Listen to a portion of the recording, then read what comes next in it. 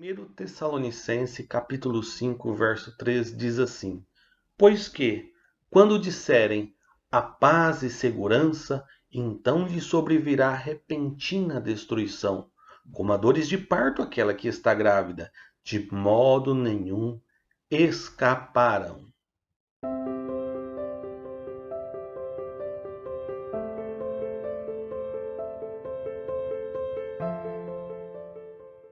A paz do Senhor Jesus.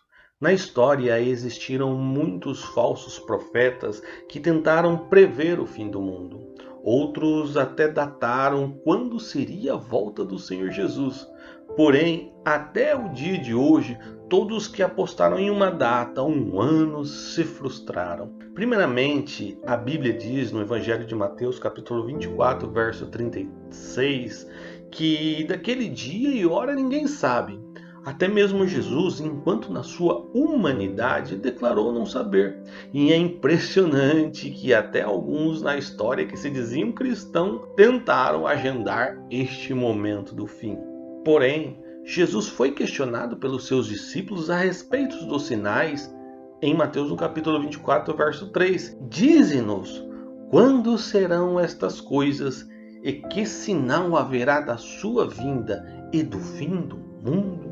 Apesar de a Escritura não apresentar quando, podemos entender o nível de proximidade a qual nós estamos.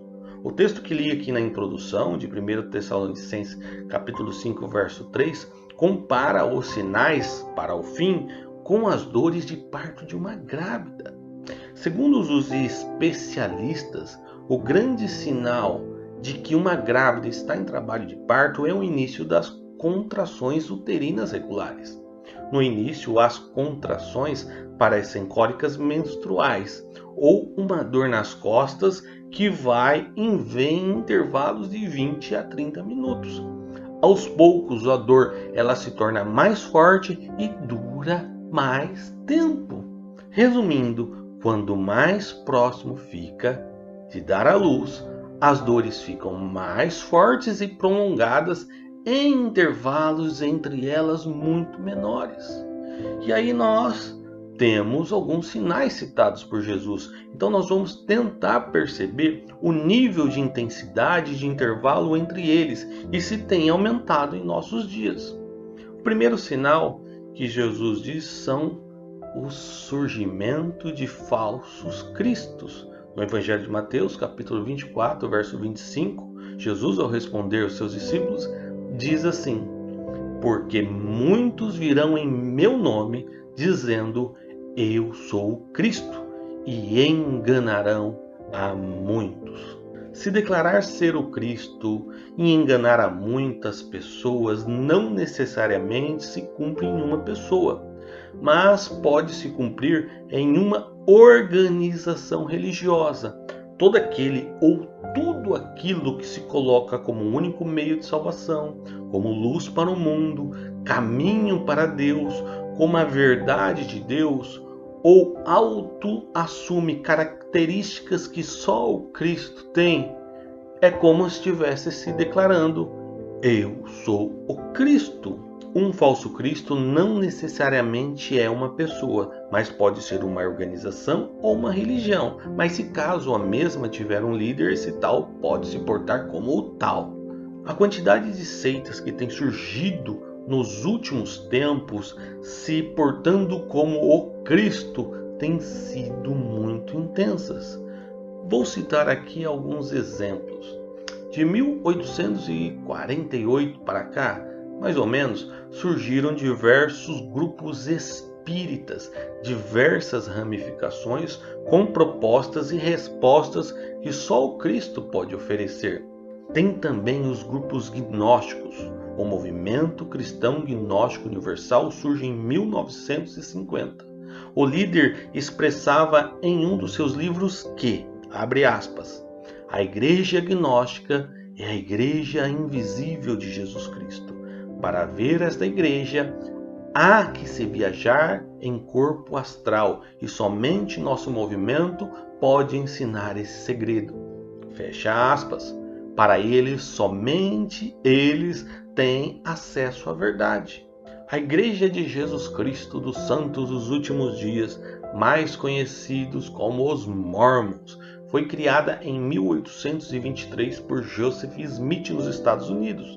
Segundo Smith, um dia lhe apareceu um anjo chamado Moroni que lhe revelou a verdadeira história de Deus. Ou seja, para eles a verdade foi revelada somente em 1823, exclusiva para eles. Charles Russell funda um grupo em 1872, ao romper com a Igreja Adventista, que nós conhecemos como Testemunha de Jeová. No princípio chamava-se a Torre de Vigia e posteriormente Aurora do Milênio, adotando em 1931 o nome Testemunhas de Jeová.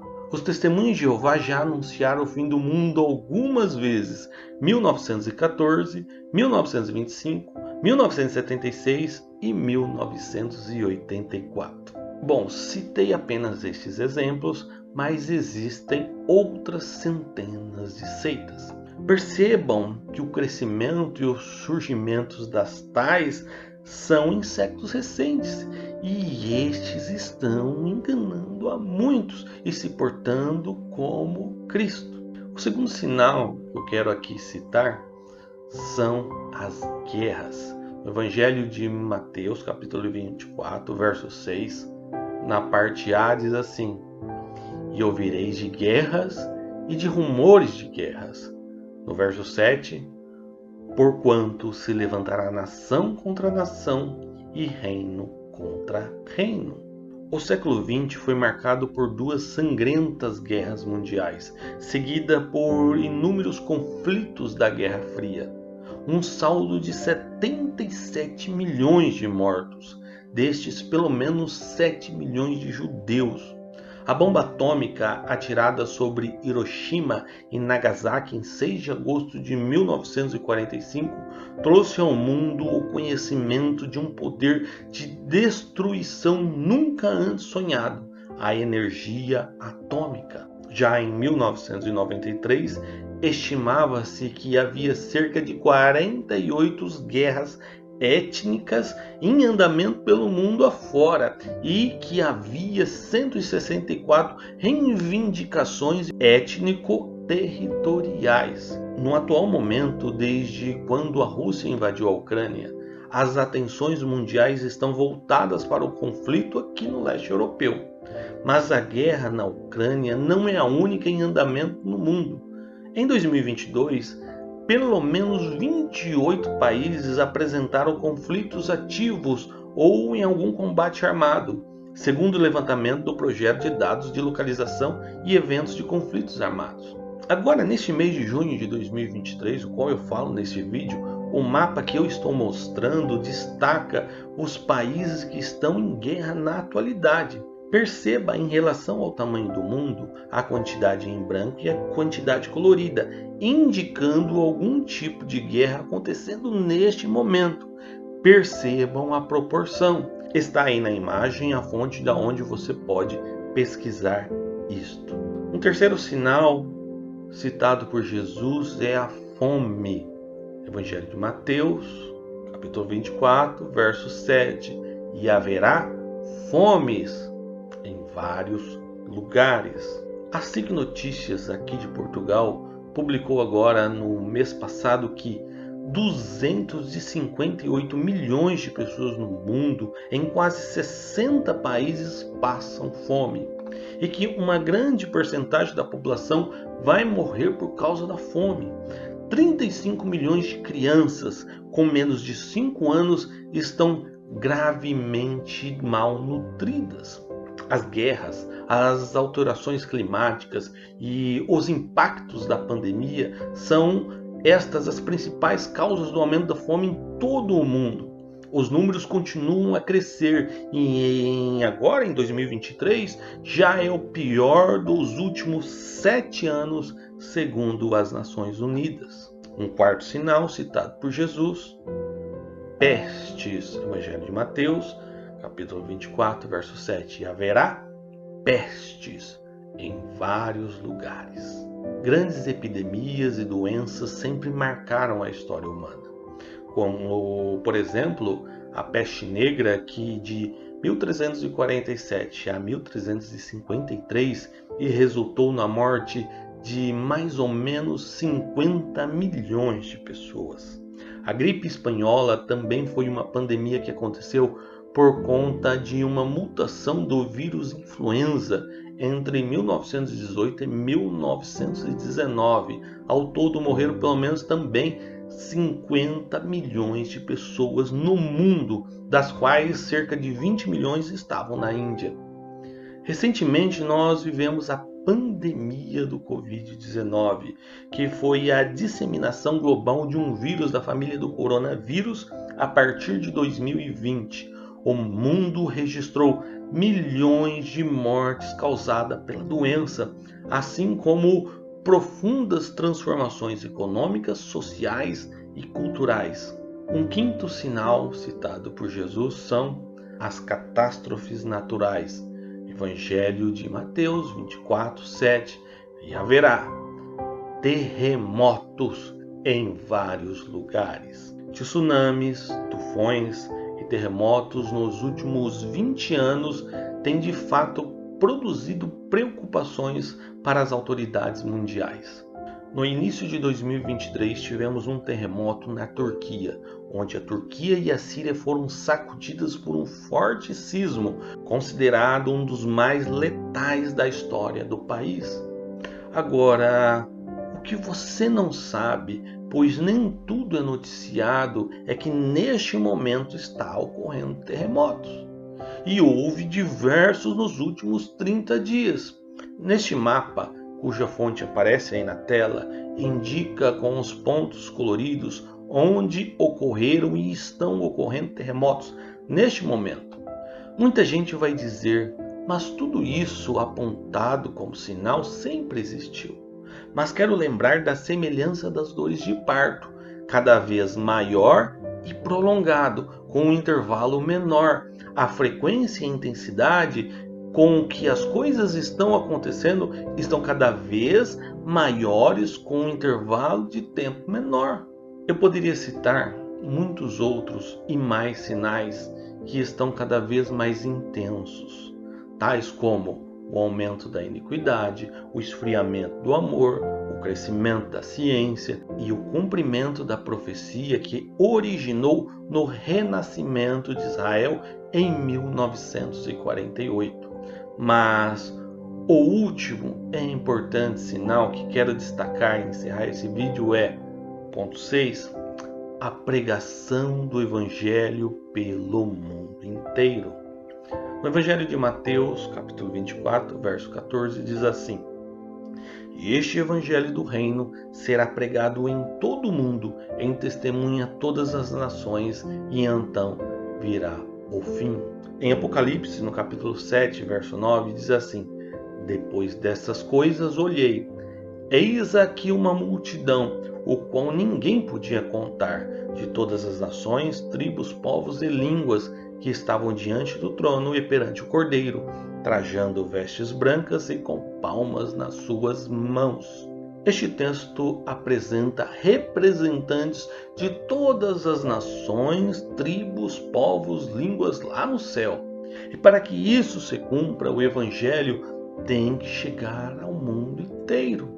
As estatísticas afirmam que a religião muçulmana foi a que mais cresceu. Na verdade, a taxa de crescimento populacional entre os povos muçulmanos é o que está em alta, mas nenhum povo da terra cresceu em número como os cristãos evangélicos. No mundo inteiro há testemunhos do crescimento das igrejas cristãs evangélicas. Na Coreia do Sul, por exemplo, a população cristã evangélica já é quase metade da população nacional.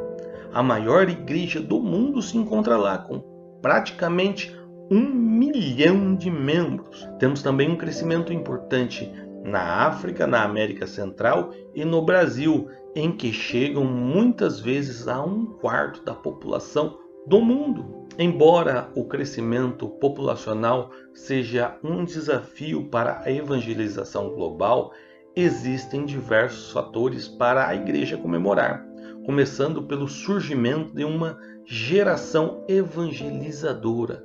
Jovens que desejam alcançar o mundo para Jesus Cristo e que dedicam suas vidas neste propósito. O desejo de cumprir o ID de Jesus Cristo despertou uma geração com mais informações, com o desejo de conhecer outras culturas e que compartilham um amor pelas almas, além de ter acesso a uma tecnologia que acelera a globalização. Sobretudo, a tecnologia tornou-se possível conversar com pessoas de outras culturas, línguas e povos de forma cada vez mais simples. A geração de evangélicos que nasceu ouvindo a pregação da palavra de Deus deseja usar tudo isso em favor dos povos não alcançados. E eu encerro dizendo: os sinais estão aí, cada vez mais intenso, e a qualquer momento o Senhor voltará, e o fim virá. Por isso, persevere, persevere, pois Jesus disse no Evangelho de Mateus, capítulo 24, verso 13: mas aquele que perseverar até o fim, esse será salvo. Deus te abençoe.